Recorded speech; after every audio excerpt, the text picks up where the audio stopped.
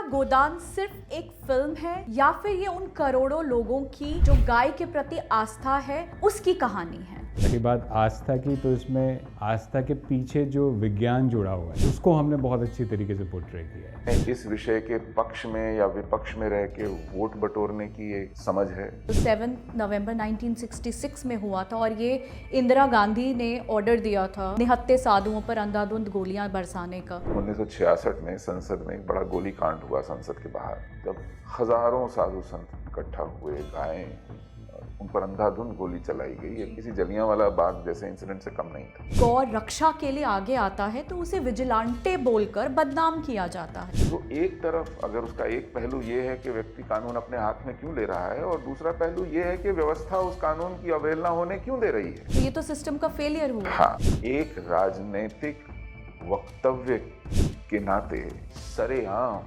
Camera पर गाय काटी गई। आसिया अंद्राबी खून से टपकता हुआ छुरा लेकर और बैकग्राउंड में एक तड़पती हुई गाय दिखाते हुए चुनौती देती हुई दिखाई पड़ी। इंजीनियर रशीद हुआ करते थे, उन दिनों वो एमएलए थे, आजकल वो सम्मानित सांसद हैं। उन्होंने एक बीफ पार्टी ऑर्गेनाइज की। ये सत्ता साधने के हथकंडे हैं, हमारे लोकतंत्र की विकृति है। आपका बहुत बहुत स्वागत है अमित जी और सुशील जी हमारे शो पर इतने शॉर्ट नोटिस में आने के लिए।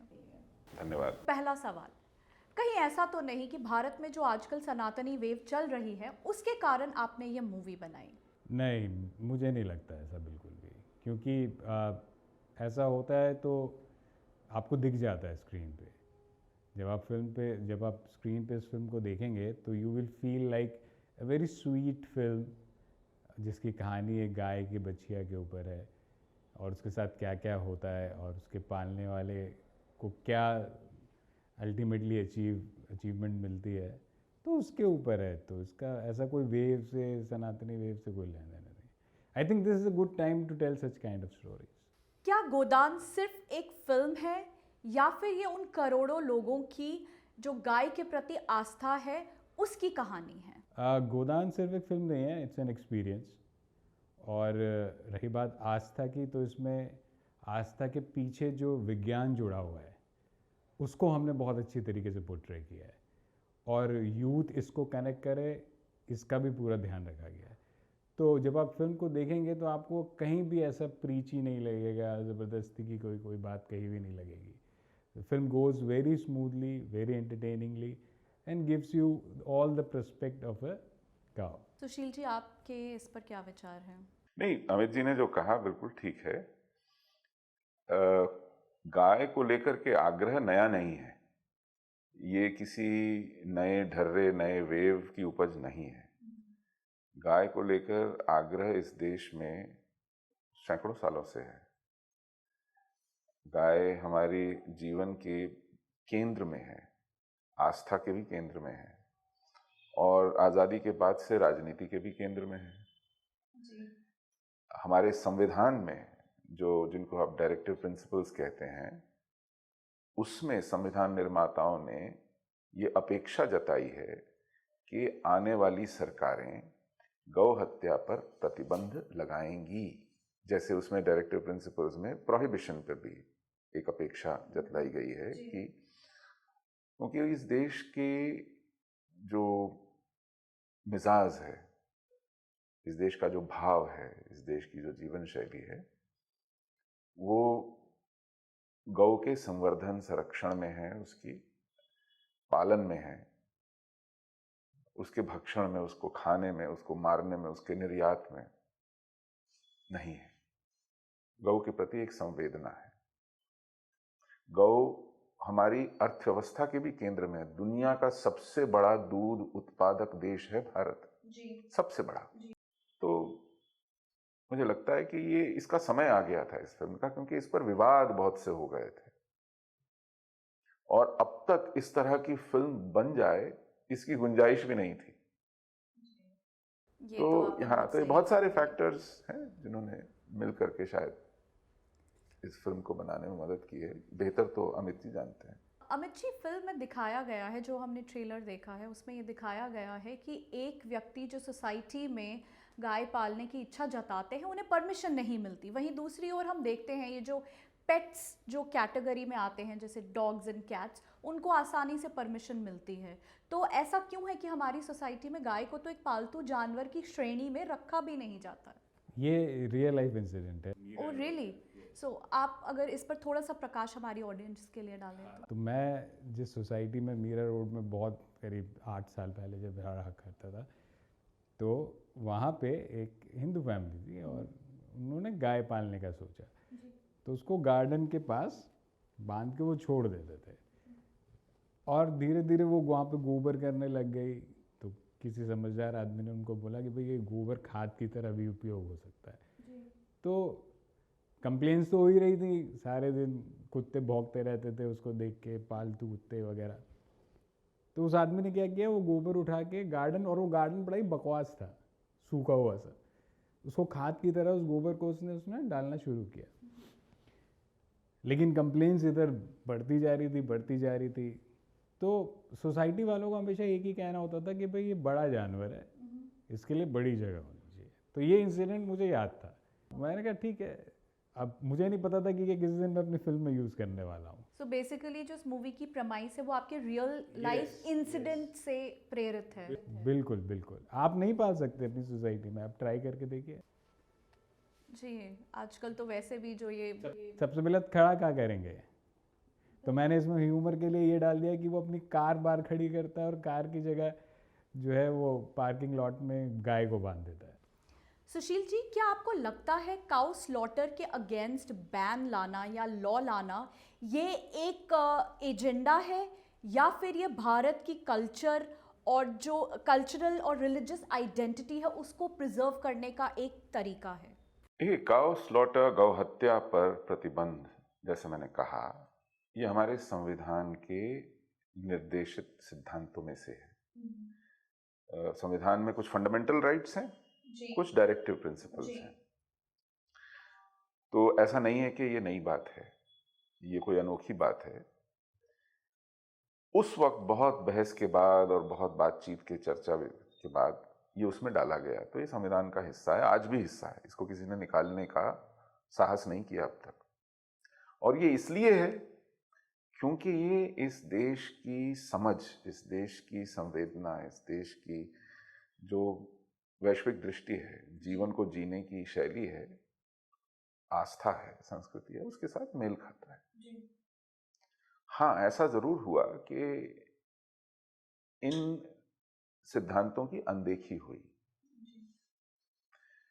और जो राजनीतिक विकृतियां आई, जिसमें वोट बैंक पॉलिटिक्स भी है, जिसमें इस विषय के पक्ष में या विपक्ष में रह के वोट बटोरने की एक समझ है, उसने भी कंट्रीब्यूट किया। अब जैसे मैं आपको एक छोटा सा उदाहरण देता हूं। अब तक मतलब इस फिल्म में दिखाया गया है कि 1966 में संसद में एक बड़ा गोलीकांड हुआ, संसद के बाहर एक प्रदर्शन के ऊपर, जब हजारों साधु संत इकट्ठा हुए, गायें हुई और उन पर अंधाधुंध गोली चलाई गई। ये किसी जलियांवाला बाग जैसे इंसिडेंट से कम नहीं था। उसके बाद सहम गया ये देश, कोई बड़ा आंदोलन नहीं हुआ, लेकिन एक गुस्सा आया, एक धारणा बनी,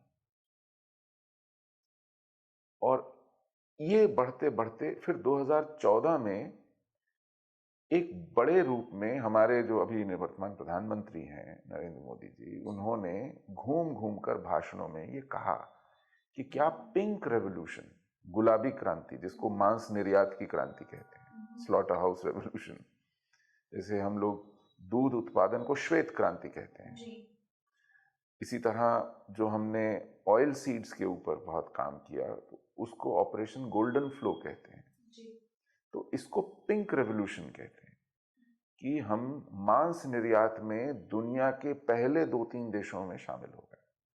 मैं घूम घूम कर पूछा कि क्या ये हमारे मिजाज से मेल खाता है कि हम अपनी गौएं, अपने पशु काट काट कर दुनिया को बेचें, और फिर एक कदम और आगे बढ़े कि किसानों की खाद पर आप टैक्स लगाएं, एक्साइज लगाएं और मांस के निर्यात में सब्सिडी दें। ये तो और भी बड़ी विकृति है। और वो अकेले ऐसे व्यक्ति थे जो ये बात कर रहे थे। ऐसा नहीं था कि विपक्ष ने कोई प्रोवोकेशन दिया हो तो उसके ऊपर ये प्रतिक्रिया दे रहे हो। इन्होंने अपने तय ये मुद्दा उठाया क्योंकि उनको पता था कि ये जाकर कनेक्ट करता है। वो अलग बात है कि उसके बाद उन्होंने इस पर क्या किया क्या नहीं किया, लेकिन ये राजनीतिक दृष्टि से, सामाजिक दृष्टि से, सांस्कृतिक दृष्टि से एक बड़ा महत्वपूर्ण विषय है जो उद्वेलित करता है। जी, जैसा आपने अभी इस इंसिडेंट को मेंशन किया जो 7 नवंबर 1966 में हुआ था, और ये इंदिरा गांधी ने ऑर्डर दिया था निहत्थे साधुओं पर अंधाधुंध गोलियां बरसाने का, तो क्या आपको नहीं लगता कि ये भारत की हिस्ट्री में एक बहुत बड़ा पॉलिटिकल बिट्रेयल है सनातनियों के साथ? हाँ, क्योंकि मेरे ख्याल फिल्म में भी दर्शाया गया है कि ये जो पूरा आंदोलन था इसका नेतृत्व करपात्री जी महाराज कर रहे थे। जी। करपात्री जी महाराज सनातनी हिंदुओं की धर्म और आस्था के एक बहुत बड़े संरक्षक के रूप में उभरे थे। विद्वान थे, पुराणों पर और वेदों पर, उपनिषदों पर उनका एक बहुत बड़ा अधिकार था और इस विषय में वो बहुत प्रामाणिकता से बोलते थे। उनकी बात देश सुनता था। यहां तक कि उस समय कौन शंकराचार्य बैठेंगे किस पीठ पर वो तय करते थे। काशी की विद्वत परिषद के अध्यक्ष थे। तो ऐसे व्यक्ति को अगर कोई आश्वासन दे और फिर उससे मुकर जाए, और ऐसा ही हुआ जी।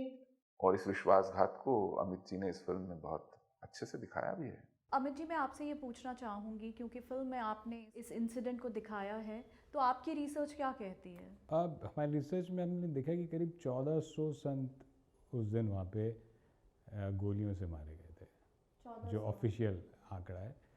कहने को तो काफ़ी ज़्यादा हो सकती है तादाद। और जब मैं उस पूरे लिटरेचर को पढ़ रहा था तो वो आपके रोंगटे खड़े कर देता है, और तब आपको लगता है कि पॉलिटिक्स एक ऐसी चीज़ है कि आप किसी को भी दिया हुआ कमिटमेंट आप भूल सकते हैं गद्दी के लिए, लोगों पे अपनी कुर्सी बचाने के लिए। तो जब ये सब चीज़ें मैंने देखी, और क्योंकि मेरा स्पेक्ट्रम जो था इस फिल्म का, इसमें ये बहुत ब्रॉड था कि क्या क्या हुआ है गाय के साथ, तो हमने स्टार्टिंग से लेके एंड तक दिखाया। कहाँ पूजते हैं वहाँ से शुरू किया, कहाँ पे उनको मारा गया, गोलियाँ चलाई गई, वो दिखाया, आज की स्थिति दिखाई, और आज कैसे मॉडर्न साइंस उन चीज़ों को धीरे धीरे एक्सेप्ट कर रहा है। तो ये इतने बड़े स्पेक्ट्रम के अंदर आई थिंक मैं बहुत लकी रहा कि ये वाला इंसिडेंट जो है मैं ऑडियंस को दिखा पाया। जी, ये हमारे देश का दुर्भाग्य है कि इतनी majority of the people who treat cow as holy like their mothers, उनकी गौ माता के साथ ऐसा अत्याचार हो रहा है। बहरहाल सुशील जी, मैं आपसे ये पूछना चाहूँगी कि मॉडर्न भारत में आज जब भी कोई गौ रक्षा के लिए आगे आता है तो उसे विजिलेंटे बोलकर बदनाम किया जाता है, तो ऐसा क्यों? क्या ये किसी नैरेटिव का हिस्सा है? हाँ, एक्चुअली विजिलेंटे जस्टिस आप उस घटना को कह सकते हैं जिसमें व्यक्ति कानून की अवहेलना होते देखकर खुद हस्तक्षेप करे और हस्तक्षेप करके अपने विवेक से वहां न्याय कर दे, उसे विजिलेंटे जस्टिस कहते हैं। वो उसके लिए अधिकृत नहीं है, उसको प्रशासन ने, सरकार ने अधिकार नहीं दिया है, लेकिन वो खुद हस्तक्षेप करके ऐसा करता है, और उसको करने की नौबत इसलिए आती है क्योंकि कोई उसे रोक नहीं रहा है। तो एक तरफ अगर उसका एक पहलू ये है कि व्यक्ति कानून अपने हाथ में क्यों ले रहा है, और दूसरा पहलू ये है कि व्यवस्था उस कानून की अवहेलना होने क्यों दे रही है। एग्जैक्टली तो ये तो सिस्टम का फेलियर हुआ। हाँ, तो इसके ये दोनों पहलू हैं। अब सिस्टम अगर असफल होता है तो फिर क्या चारा बचता है कि लोग विवश होकर ये सब होते देखते रहें। तो इस पर अभी भी बहस चल रही है कि ये किस हद तक जायज है, ये होने दिया जाना चाहिए, इससे कैसी अराजकता फैलेगी, और इससे जो जिम्मेदारी है व्यवस्था की वो कहाँ जाके टिकती है? वो केवल उस विजिलेंटे जस्टिस करने वाले के खिलाफ कार्रवाई करेगी या उनके खिलाफ भी कार्रवाई करेगी जिसके कारण उसको हस्तक्षेप करना पड़ा? Exactly, that's a very valid point. तो कानून हैं, कई जगह नहीं भी हैं, लेकिन जहां हैं वहां वो कंप्लायंस में कम और उसकी वायलेशन में ज्यादा दिखाई पड़ते हैं। अब जैसे कश्मीर में तो लाइफ इम्प्रिजनमेंट का प्रावधान था गौ हत्या पर। जी, आरपीसी के तहत। जी। और जब महाराजा रंजीत सिंह की हुकूमत थी, वो बादशाह थे, तो उन्होंने मृत्युदंड का प्रावधान दिया था। आप नहीं काट सकते थे गाय। तो डोगरा रूलर्स ने फिर जब कमान संभाली, उन्होंने भी इसको काफी स्ट्रिंजेंट रखा हुआ है। वो रहा 370 के तहत कश्मीर में रणबीर पेनल कोड चलता था जी, 2019 तक के लागू। जी। लेकिन एक राजनीतिक वक्तव्य के नाते सरेआम कैमरा पर गाय काटी गई। आसिया अंद्राबी खून से टपकता हुआ छुरा लेकर और बैकग्राउंड में एक तड़पती हुई गाय दिखाते हुए चुनौती देती हुई दिखाई पड़ी कि कीजिए क्या करेंगे, हम काटेंगे गाय। ये हमारे देश का और हम सनातनियों का दुर्भाग्य है।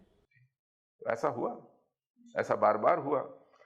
और जब उनको याद दिलाया गया कि इसके खिलाफ एक कानून है, तो एक इंजीनियर रशीद हुआ करते थे जी। उन दिनों, वो एमएलए थे, आजकल वो सम्मानित सांसद हैं। उन्होंने एक बीफ पार्टी ऑर्गेनाइज की जी। असेंबली के प्रेमिसेस में की। तो जब आप इस देश की आंख में उंगली घुसेड़ेंगे, इस तरह चुनौती देंगे, कहेंगे कीजिए क्या कर सकते हैं, ये तो सीधे सीधे सनातनियों की छाती पर खंजर घोंपने हाँ, बराबर। और फिर कहें कि अब विजिलेंटे जस्टिस नहीं चलेगा जी, तो कैसे होगा? It's a very emotional topic honestly, because we come from that culture जहाँ हम अपने बच्चों को भी यही सिखाते हैं कि compassion towards cow, it is not just कि हमारे स्क्रिप्चर्स में मेंशन्ड है, बट इसके साइंटिफिक प्रमाण हैं जो वेस्ट अब अडेप्ट कर रहा है। और बावजूद उसके हमारे देश में गौरक्षक को स्ट्रीट ठग के नाम से बुलाया जाता है। तो ये हमारे देश का बहुत बड़ा दुर्भाग्य है। So moving on, Amit ji, मैं आपसे पूछना चाहूँगी कि आपने इस मूवी का नाम बहुत सोच समझ के लिया है, गोदान, जो कि मुंशी प्रेमचंद जी की एक बहुत फेमस क्लासिक है, और इस मूवी में आपने सेविंग द काउ पे फोकस किया है। तो क्या आप थोड़ा सा प्रकाश डालेंगे कि इस नाम को आपने क्यों चुना? सो बेसिकली गोदान नाम से ही पता चल जाता है कि गाय के इर्द गिर्द कुछ है। और टू बी वेरी ऑनेस्ट, ये फर्स्ट चॉइस नहीं थी फिल्म के टाइटल के लिए। हमने बहुत सारे टाइटल्स पे काम किया, लेकिन कोई भी टाइटल क्लिक नहीं कर रहा था। और हमें पता था कि गोदान नाम लेते ही सीधा मुंशी प्रेमचंद जी की कहानी जो है वो आ जाएगी कि ये तो उस पर बेस्ड है। तो हमने कहा कि चलो फिर भी let's give it a shot, कि रखते हैं, देखते हैं क्या होता है। तो हमने पूरा एक चैलेंज लिया। हमें बहुत सारे हमारे डिस्ट्रीब्यूटर्स ने बोला कि ये तो आप क्या कर रहे हैं, आप गूगल पे भी सर्च करेंगे तो मुंशी प्रेमचंद जी आएगा। पीआर वालों ने भी कहा। तो हमने कहा ठीक है, देखी जाएगी, हम उसको गोदान ही रखेंगे। तो फिर वो लोग सब सोचने लग गए गोदान नाम से कौन फिल्म देखने आएगा सिनेमा हॉल में, ये वो। तो बट मेरे जो प्रोड्यूसर हैं Vinod ji, he was admit कि नहीं सर आएंगे। और मैंने कहा चलिए, एक आदमी अगर पूरा स्टैंड लेने के लिए तैयार रहता है तो फिर सब में हिम्मत आ जाती है। तो मैंने कहा चलिए let's give it a shot. तो ये असली कहानी है गोदान नाम रहने की फिल्म के। So it was all worth all the risk actually. Yes yes yes. इस मूवी में एक सीन है जहाँ पर मूवी के प्रोटैगनिस्ट पुलिस स्टेशन जाते हैं, उनकी गाय खो जाती है और उसकी कंप्लेन करने के लिए। तो वहाँ पे भी हमने देखा कि कितना सीरियस होकर पुलिस उनकी कंप्लेन को एड्रेस करती है। बट मैं ये पूछना चाहूँगी कि आपकी रियल लाइफ रिसर्च में आपने क्या पाया जब भी गाय का नाम आता है?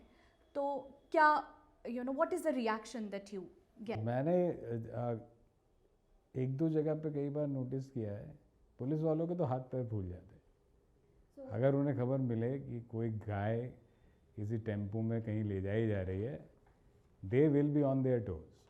So in a positive sense or in a in A negative? Positive sense कि क्या है मामला, कुछ गड़बड़ तो नहीं है, क्योंकि बहुत सारी सेंसिटिव चीज़ें फिर शुरू हो जाती हैं ना साथ में प्ले ऑन करना।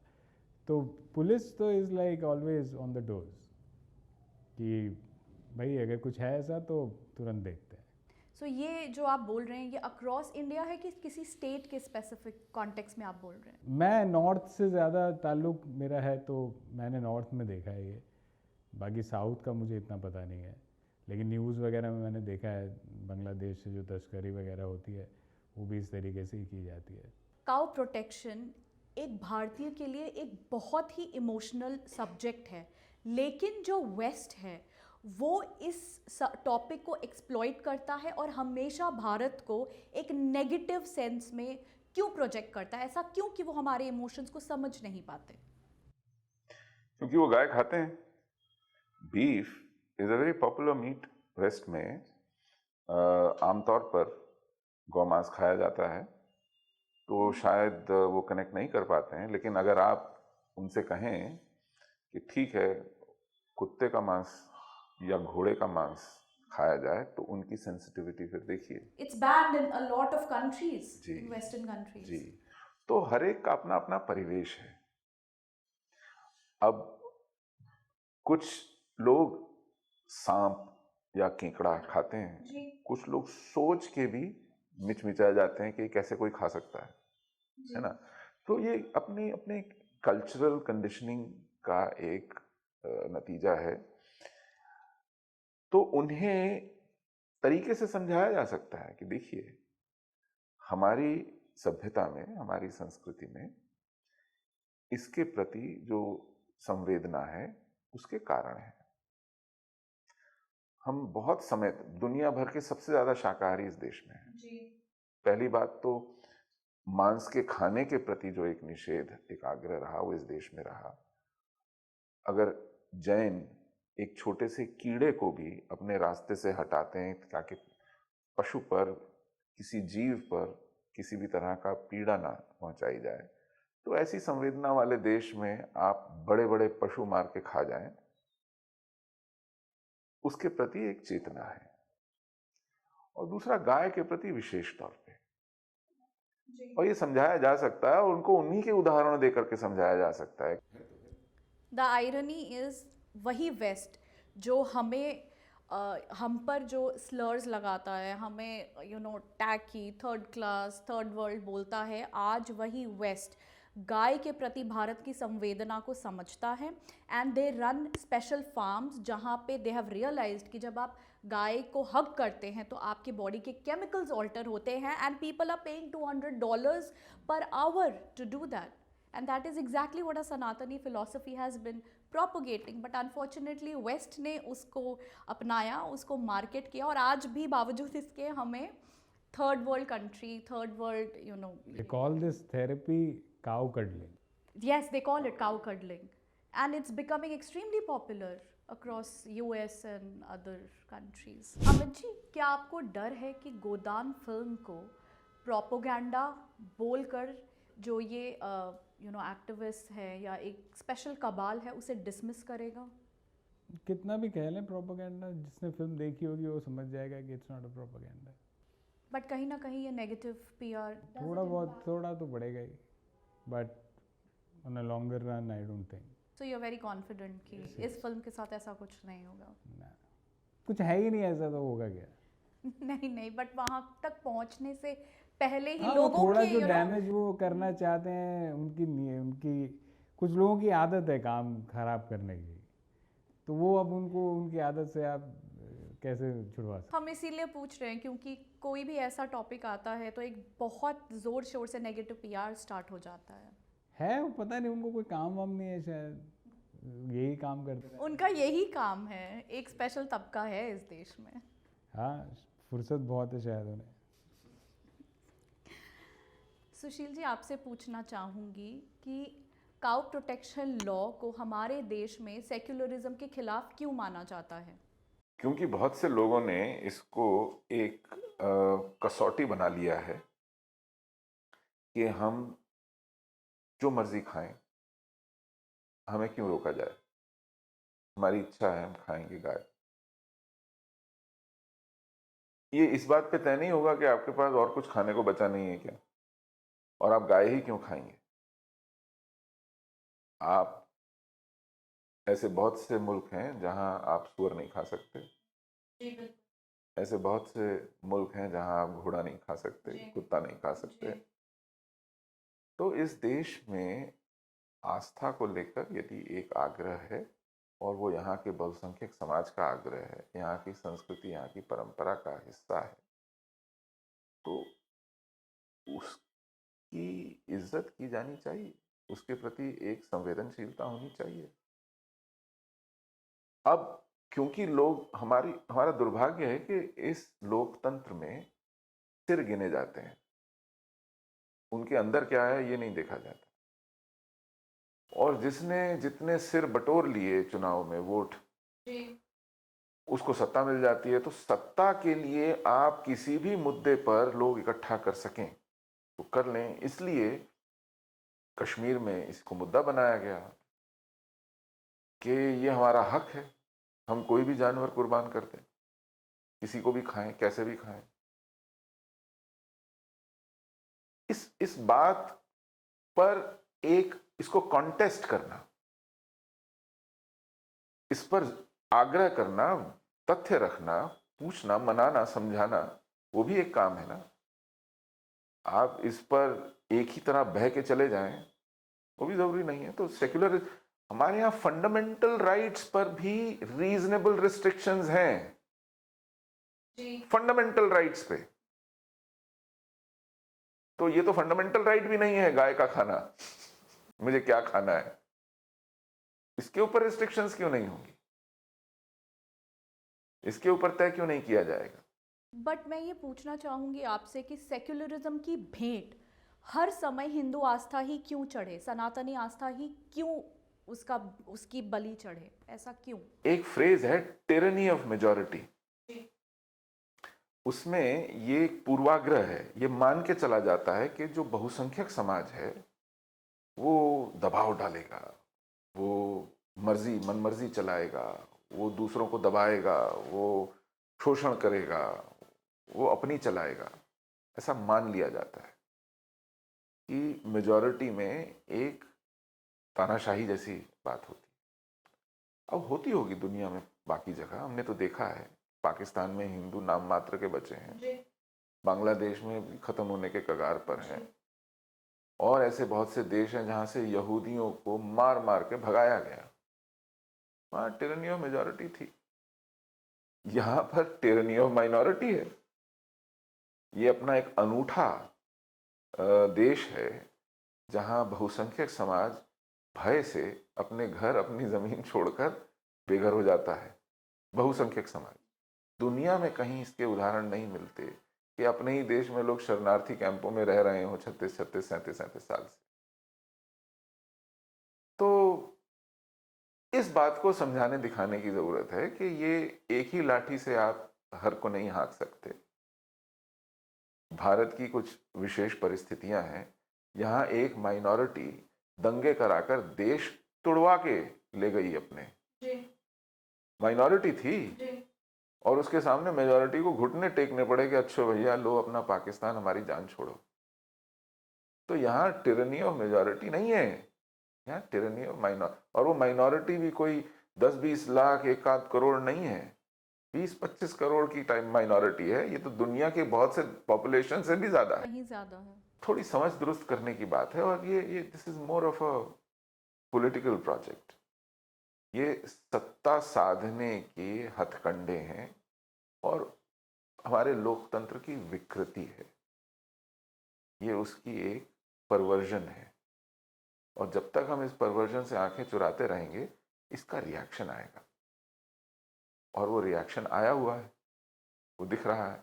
आपने कहा कि एक ऐसा दौर है, ये दौर और बढ़ेगा। और फिर जिन लोगों ने इस परवर्जन को लाने में मदद की थी, तब वो हाथ मलेंगे। एक जमाना था कि यहाँ पर एक खास तबके के वोट के बिना सरकार ही नहीं बन सकती थी। उसके वोट के लिए लोग पीछे चले जाते थे। आज उस वोट के पीछे कोई जाता दिखे तो वो सरकार में आने की सोच भी नहीं सकता। आज लोग पल्ला छुड़ा रहे हैं, कैंडिडेट नहीं खड़े कर रहे हैं क्योंकि वो हार जाएगा। तो ऐसी स्थिति लाने में उन्हीं लोगों का हाथ है जिन लोगों ने इस वोट की इतनी खुशामद की, इसको इतना सिर चढ़ाया कि आज पूरा का पूरा देश कमर कस के खड़ा हुआ है कि ऐसा नहीं होने देंगे। जी बिल्कुल, I completely get what you are talking about an anything. Amit ji, मैं आपसे ये पूछना चाहूँगी, इस मूवी में आपने सुरभि गाय को, प्रोटैगनिस्ट को, उनकी इमोशंस को बखूबी दिखाया है, तो ये आइडिया आपके पास कहाँ से आया कि ऐसी एक मूवी बनाएंगे जिसमें guy would be the centre of your project? तो जब मैं विनोद जी से मिला, जो प्रोड्यूसर हैं इस फिल्म के, तो उनके पास भी एक बड़ा वेग आइडिया था कि गाय के ऊपर एक फिल्म बनानी है, और कुछ कहानियाँ उन्होंने और भी बहुत लोगों से लिखवाई थी। तो मैंने पढ़ी, मुझे लगा मुझे दम नहीं लगा। उन्होंने कहा मुझे भी दम नहीं लग रहा है इसमें। तो मैं कहा ठीक है, एक शॉट देते हैं, एक ट्राई करता हूँ मैं। तो मैं खुद ज़्यादा होपफुल था नहीं, लेकिन मेरी जो अभी तक की जर्नी रही है सिनेमा में, उसमें जानवर, बच्चे और बूढ़े ये मेजर रोल प्ले करते हैं मेरी हर कहानी में। तो शायद वही, क्योंकि मेरा एक मेंटल प्रोसेस है, तो मैंने सेंट्रल कैरेक्टर में ही सुरभि को रखा, इंटरवाइन कर दिया आपने इसको। हाँ, कि ये तो है ही, अब इसके इर्द गिर्द कहानी बुननी है। So Surabhi is the protagonist. Yes, कि अब इसके इर्द गिर्द कहानी बुननी है। ये कैरेक्टर कुछ तकलीफ़ों से गुजरेगा, इसकी जान पे बनाएगी, लेकिन ये जीत के बाहर आएगी, और जो भी मदद करेगा उसको रिवॉर्डेड होगा। तो जब ये टाइमलाइन सेट कर लिया मैंने, फिर कैरेक्टर्स इंट्रोड्यूस किए और सारी चीज़ें इंट्रोड्यूस की, और फिर लगा कि ये तो बहुत ही अच्छा एक स्वीट सिनेमा, क्योंकि द मोमेंट आप उस फ्रेम में उस गाय को देखेंगे, ये मैजिक था, सच बता रहा हूँ।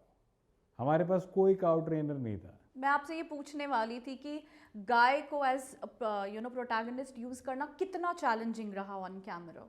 तो सारा क्रू, जब भी गाय का क्लोजअप लेना होता था एक पर्टिकुलर डायरेक्शन में, हम लोग वहाँ खड़े होकर ऊटपटांग हरकतें करने लग जाते थे, और वो क्यूरियसली देखने लग जाती थी। That is very sweet. और गाय, वो जो बचिया थी, वो इतनी सेंसिटिव थी। जो सीन है उसमें एक बुचर खाने में उसको ले जाया जाता है, शी वॉज लिटरली स्कैर्ड। वो पूरा कांप रही थी सर, जबकि जितने भी मीट के लॉग्स हमने लगाए थे वो लकड़ी के थे, फेक थे, लेकिन कलर वाला करके सब असली लग रहे थे। लेकिन उसको वो एनवायरनमेंट सेंस हो गया कि यहाँ पे तो कुछ गड़बड़ है। सेम जब उसको किडनैप किया जाता है, उसको लोग उठा के ले जाते हैं, उस सीन को शूट करते टाइम वो छोटी सी बच्ची है, कोई भी उठा के अंदर डाल ले गाड़ी में, वैन में। उसने जो फाइट किया, इतना आसान नहीं था मेरे दो एक्टर्स के लिए कि उसको उठा के फट से गाड़ी में डाल दें। और गाड़ी में जब आप उस सीन को देखेंगे तो she is like a statue, trauma में कि ये कुछ गलत होने वाला है मेरे साथ। सो आई मीन, जैसा आप एक्सप्लेन कर रहे हैं कि आपने तो आर्टिफिशियल प्रॉप्स के साथ एक गाय को के जो इमोशंस को उससे इमोट करवाया, तो इट मेक्स मी, उसने किया, इट मेक्स मी ड्रेड कि जब असल में एक गाय को या एक बच्चिया को बुचड़ खाने में ले जाया जाता होगा, उस समय उनकी मनोस्थिति कैसी रहती होगी। I mean, I am literally shivering right now thinking about this. Definitely it's a very sensitive animal. Sushil ji, मैं आपसे एक आखिरी सवाल पूछना चाहूँगी। 1984 में काजी निसार ने अनंतनाग में जब गौ हत्या की थी, तो क्या वो एक खुला चैलेंज था सरकार के लिए, एडमिनिस्ट्रेशन के लिए और कश्मीरी पंडित समाज के लिए? और कहीं ना कहीं वहीं से ये जो टिरनी का जो पीरियड था हमारे लिए, हमारी कम्युनिटी के लिए, वो शुरू हुआ। जी, मुझे भी अच्छी तरह याद है। उसका नाम था डॉक्टर काजी निसार, जो बाद में प्रोजेक्ट हुआ चीफ मिनिस्टर बनने के लिए। उसने एक दल बनाया, एक गठबंधन बनाया, मुस्लिम यूनाइटेड फ्रंट, MUF जी। तो ये एक पॉलिटिकल प्रोजेक्ट था, और उसको पता था कि इस तरह की हरकत उसे रातों रात पॉपुलर कर देगी। ये जमाते इस्लामी का एक सरगना कह सकते हैं आप, ने गिरोह बनाया था और 1987 का जो चुनाव लड़ा वो मुस्लिम यूनाइटेड फ्रंट के लीडर के तौर पर वो लड़ा। ये प्रोसेस लगातार, उनको पता था कि प्रोवोकेशन पॉइंट्स क्या है। अगर आपने अपने पीछे एक भीड़ जमा करनी है तो उनको किस तरह के दृश्य से और किस तरह की बात से अपने पीछे पागल किया जा सकता है, उनमें उन्माद भरा जा सकता है। तो वो बाद में 1986 में, आप तो अनंतनाग में ही थे, पूरा परिवार, तब एक बड़ा भीषण दंगा हुआ जी। 40 से ज्यादा मंदिर तोड़ दिए गए, घर लूट लिए गए, आग लगा दी गई दुकानों को। जी। एक पूरा संगठित दंगा था और उसमें मुफ्ती मोहम्मद सईद के गृह क्षेत्र बिजबिहाड़ा में एक आतंकित किया गया और उस दिन समाज को लगा कि कश्मीर में रहना संभव नहीं है। जी, मेरे इन लॉज की फैमिली वहाँ से और मेरे फादर इन लॉ, मुझे उन्होंने बताया है इस इंसिडेंट के बारे में, कैसे उनको भी टारगेट किया गया था, वो भी हिटलर्स पे थे। सो इट्स जमाते इस्लामी का गढ़ था ये। मुजफ्फर वानी, बुरहान वानी का बाप जमाते इस्लामी का आदमी था। ये स्कूल में हेडमास्टर बना, इसने अपने बेटे को ये बनाया, तो जितनी साल वो पढ़ाया होगा उसने और लड़कों को क्या बनाया होगा। Education is a great tool, I mean it's a great weapon. और तब इनकी अनदेखी की गई। मुझे याद है यहाँ से एक बड़े लीडर कश्मीर आए थे जब श्री टिकालाल टपलू का नृशंस हत्या हुई थी। उन्हें हिंदू समाज, वो उनकी अंत्येष्टि में भाग लेने आए थे, तो हिंदू समाज उन्हें समझा रहा था कि ऐसा है ऐसा है। नहीं नहीं नहीं, बैठ जाओ बैठ जाओ बैठ जाओ, ये कांग्रेस और नेशनल कॉन्फ्रेंस की जो खींचतान है उसका नतीजा है। ये उनमें आपस में कुछ पॉलिटिकल अपमैनशिप का एक वो दौर चल रहा है, आप इसको बढ़ा चढ़ा के मत बताओ। लोग मानने को तैयार नहीं थे कि कश्मीर की हालत क्या हो रही है। उन लोगों से नहीं सुनने को तैयार थे जिनके साथ हुआ, जो इसे भुगत रहे थे हर रोज, जो देख रहे थे। और क्योंकि कुछ नहीं किया गया तो 90 में हमको निकलना पड़ा। so it was not willful ignorance, it was systematic failure, It was denial. it was denial. You didn't want to see what was happening in front of you. आप उसको कमतर आंकने की कोशिश में, उसको उस पर आंख मीचने की कोशिश में, क्योंकि ये पैलेटेबल नहीं था, सूट नहीं करता था, नैरेटिव्स को और अपने वोट बैंक एजेंडा को जो सूट नहीं करता था। मैं आप दोनों से ये सवाल पूछना चाहूँगी कि भारत में जब तक काउ स्लॉटर एक प्रॉफिटेबल बिजनेस है तब तक ना तो कोई कॉन्क्रीट लॉ बनेगा और ना ही किसी को किसी भी लॉ का डर रहेगा। क्या आपके क्या विचार हैं इस बात? That's true. क्योंकि आपने काफ़ी रिसर्च की है इस मूवी को बनाने में सब। तो वो है ही। तो हालांकि कई जगह पे ये जितने भी कसाई खाने हैं उनको बंद किया गया है जो इलीगल है। अब लीगल कसाई खाना क्या होता है मुझे नहीं पता, टू बी वेरी ऑनेस्ट। मतलब कोई सर्टिफिकेशन होता है कि भाई इसको काट सकते हो, उसको नहीं काट सकते। बड़े बड़े लीगल, मतलब इंडस्ट्रियल स्केल पर स्लॉटर हाउसेस चल रहे हैं, इंडस्ट्रियल स्केल पर। कुछ 4-5 साल पहले मैं दिल्ली में एक टैक्सी ली तो वो रास्ता पूछने लगा कहाँ से जाना है, क्या करना है। तो मैंने कहा क्यों भाई दिल्ली में नहीं? कहते नहीं, मैं तो महीना भर पहले आया हूँ। कहाँ से आए हो? मैंने कहा मैं शामली से आया हूँ। क्या नाम है? अपना नाम बताया, एक मुस्लिम नाम था। मैंने कहा अच्छा, वहाँ से क्यों आए, दिल्ली यहाँ क्यों आना पड़ा? कहते हैं मैं वहाँ पर जी डांगर काटता था, वो बंद कर दिया वो कारखाना। मैंने कहा क्यों बंद कर दिया? कहते हैं कि हर रोज सैकड़ों जानवर कटते थे, उनके खून की निकासी का कोई खास इंतजाम नहीं था। वो खून रिश्ते रिश्ते जमीन के ग्राउंड वाटर में चला गया और आसपास के कई किलोमीटर्स के कुओं में पानी के साथ खून आने लगा, तो वो बंद करना पड़ा। मैंने कहा अच्छा वो बंद हो गए थे? नहीं, उन्होंने जाके अब मोहाली में कारखाना को शुरू कर दिया है। वो इतना आसान, लोग कहीं भी जाके कुछ भी करने लगे। तो हमारे यहाँ व्यवस्था चेत नहीं रही है। वही 2014 के चुनाव के बाद आज जो वित्त मंत्री हैं वो तब वाणिज्य मंत्री, कॉमर्स मिनिस्टर थी। अभी 1 साल नहीं हुआ था सरकार को आए, उन्होंने प्रेजेंटेशन दी पूरे मीडिया के सामने कि पिछले साल तक हम सेकंड थे मांस निर्यात में, अब हम पहले नंबर पर हैं। डबल डिजिट ग्रोथ है, पीठ थपथपा रहे हैं हम अपनी क्योंकि डॉलर कमा रहे हैं। तो आपने ठीक पूछा कि अगर इकोनॉमिक इश्यूज लाभ के इसके साथ जुड़े होंगे तो ये धंधा कैसे बंद होगा। हमारे प्रधानमंत्री कहते हैं अरे अरे अरे क्या कह रहे हो, कई जैन मित्रों के मांस निर्यात के कारखाने हैं जी। कमाल है। तो इसका मतलब क्या हुआ। कांग्रेस के बहुत बड़े नेता और बहुत बड़े वकील, उनका तो जो ये एक्सपोर्ट होता है वो तो सबसे बड़ा है उनका बिजनेस। हाँ, वो जब चांदनी चौक के एमपी बने तो वहां के सबसे बड़े मांस निर्यातक ने कहा कि आपकी पत्नी का मैं इसमें कुछ शेयर रख दूं अपनी कंपनी में। तो वो शेयर रखा गया, वो गुजरात के पोर्ट से एक्सपोर्ट होता था। एक दो बार गाड़ी पकड़ी गई, उसमें गाय का मांस निर्यात हुआ। मतलब किसका नाम लीजिएगा आप, कहाँ किसको रोकिएगा। इस पूरे कुएं में भांग मिली हुई है। मुंह से मीठी मीठी बात करने वाले बहुत लोग हैं, भाषण देने वाले बहुत लोग हैं, इस पर कोई कुछ करने से बचना चाहता है क्योंकि बहुत लोगों के हित स्वार्थ निहित स्वार्थ जुड़े हुए हैं। ये एक वास्तविकता है। IMDb की रेटिंग के हिसाब से मूवी को बहुत प्यार मिल रहा है लोगों को। ये सब्जेक्ट और जो आपने स्टोरी टेलिंग की है वो बहुत पसंद आ रही है। तो अच्छी बात है ना, आपको कॉन्ग्रेचुलेशन बोलना। ऑफ कोर्स कॉन्ग्रेचुलेशंस तो बोलूँगी, बट मैं ये कहना चाहूँगी कि आपने एक हटकर टॉपिक लिया और उसको इतनी ब्यूटीफुली प्रेजेंट किया। It's not a main stream commercial topic, nevertheless people are loving it, so many congratulations to you and your team. नहीं, इसका क्रेडिट सुरभि को जाता है।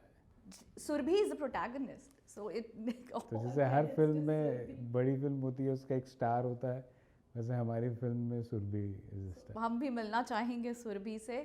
बहरहाल तब तक सुरभि के बहुत बहुत कॉन्ग्रेचुलेशंस। और अगर आप लोगों ने अभी तक गोदान नहीं देखी है तो please go watch it while it is in the theatres, because ऐसी मूवीज़, ऐसी स्टोरीज़ का आप लोगों तक पहुंचना बहुत ज़रूरी। और उससे भी ज़रूरी ये है कि ऐसे जो स्टोरी टेलर्स, ऐसे जो डायरेक्टर्स, मूवी मेकर्स जो ऑफ टॉपिक चुनते हैं आप तक वो स्टोरी लाने के लिए बहुत मेहनत करते, तो प्लीज़ आप सिनेमा जाइए और ये मूवी को देखिए।